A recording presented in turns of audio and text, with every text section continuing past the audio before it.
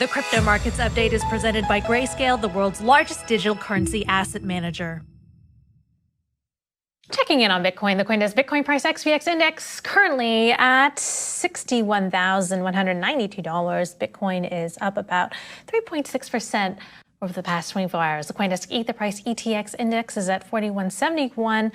ETH making an advance of almost 4%, and the new DFX CoinDesk's DeFi index is at 636, up about 2% over the past 24 hours. And joining us now to discuss the crypto markets is Eddie Ghabour, co-owner and managing partner at Key Advisors Group. Hello there, Eddie. So, I'm just going to throw it out there. Would you ever recommend SHIB to your clients? For our client base, that's very, very speculative. For full transparency, I trade it. I'm doing it because of the momentum swings that you see in these cryptocurrency space, but it's money that I'm willing to lose and have it go down to zero. But for our client base, most of them are retired. They've built a nice nest egg. They're trying to preserve and grow. So for them, it's just too speculative of an asset. But I will tell you this. The crypto space is here to stay. I know there's people who don't believe that still. But when you look at Bitcoin and Ethereum, I would refer to them as a more solid play in regards to the crypto markets. You're seeing more and more folks adopt that. And I'm actually now starting to see a lot of older folks. I just had a phone call with someone who's 64 years old, who 3 years ago would have never even considered crypto. And was asking me how he can go and buy Bitcoin. And so I think you're going to see more and more of that. And frankly, for our market thesis, we think the risk on trade is going to be accelerating in the fourth quarter. And because crypto has the most volatility, we are extremely bullish on what the crypto market will do here in the fourth quarter. We think it will be the leading asset class. It's not for everybody because it's extremely aggressive. But if I had to make a bet, that would be the number one asset class in regards to upside potential in the fourth quarter.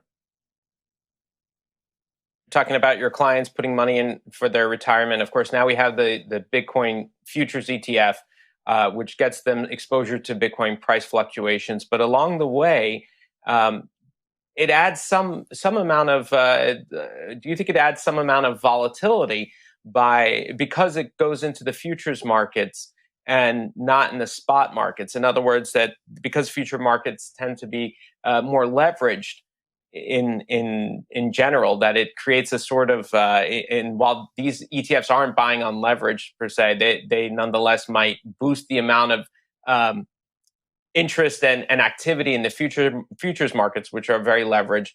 Do you think that will add more volatility to those portfolios instead of less? Without question. Look, when you look at the volume of that, and, there's some of those ETFs, they're not leveraged, but you can buy options on some of those ETFs. So, if you're buying uncovered calls, basically you're adding leverage to that. And when you look at the volume that you're seeing coming in, I think that's why you see these big swings in crypto. And so the good thing from a crypto perspective is the more and more ETFs come on the marketplace, the more people try to educate themselves on the crypto market, and the easier it is for access for the masses. And that's why long term, I continue to say, and look, I'll be the first to admit, 5 years ago, I wouldn't have made this statement. But now when you take a look, you'd have to be a fool to not believe that crypto is a legitimate asset class that has a tremendous amount of upside for the long term. And there's more and more people adopting it every single day. And look, all you have to do is follow the millennial generation. I think they are the most amazing generation of our time.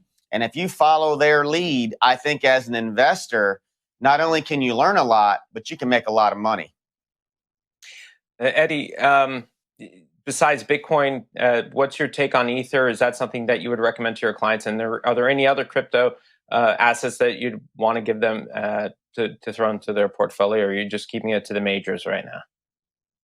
So when I have a young investor talk to me about crypto and what they would add in their portfolio, Bitcoin and Ethereum are the two that I feel are here to stay. Those are the ones I feel most comfortable with putting my own capital into, that I'm looking at from a long-term perspective. The other ones, when we have a major market crash, you're going to see some of these really, really speculative cryptocurrencies really tank. And so when I'm looking at building a portfolio strategy, I want to look at something that I think has longevity, will continue to be adopted, and is the best of breed. And I believe Bitcoin and Ethereum is best of breed in that space. So that is what I would do with my personal capital. That's what I've done with my personal capital for the bulk of my allocation going to crypto. Again, it's not for everybody because you have to have thick skin because, 30, 40, 50% moves up or down are very common in this space. Eddie, you mentioned that you do trade SHIB. I wonder if you go into NFTs as well. They are actually the top performing crypto subsector of the year. They're up about 9,000% according to investment firm Arca. Is that something that you would recommend for more speculative investors out there? I haven't gone into that space yet, so I really can't say because, again, I only like to discuss what I'm doing with my own capital because I believe when you're talking about an asset class that you believe in, if you don't put your own capital in it, what does that really say about your conviction on that space? So I haven't gone in there, so I don't even want to pretend as though I can tell someone whether or not they should speculate. I mean, look, when you look at SHIB, I think it's up, 1,000% in the last week. I mean, that's enough volatility and upside for me. So I'll just stick with those speculation plays for my own personal assets. But again, that's money that I'm willing to see it go down to zero. So speaking of volatility, do you add any options positions at all, or do you recommend to your clients entering into options on Bitcoin as ways to hedge on the downside? Have you advised on that, or are you just saying put a little bit in the cash and leave it as is? We haven't advised on the option play on crypto, but to your point, I think if you do want to hedge, now I will say this, and of course we could be wrong, but because we feel like there's so much upside here in the near term, I would rather look to hedge for downside protection when it's at a much higher level where we think that there's tremendous downside potential. Because again, I think the one thing investors do need to understand is it's a very highly correlated asset to the stock market. So if we see a 20% drop in the stock market next year and you're not hedged on your crypto, I mean, I expect my crypto to go down much more than 20% when the market corrects. So I can assure you personally, I will be looking at hedging strategies to protect that asset class that I have if it does what we expect it to do here in the next few months.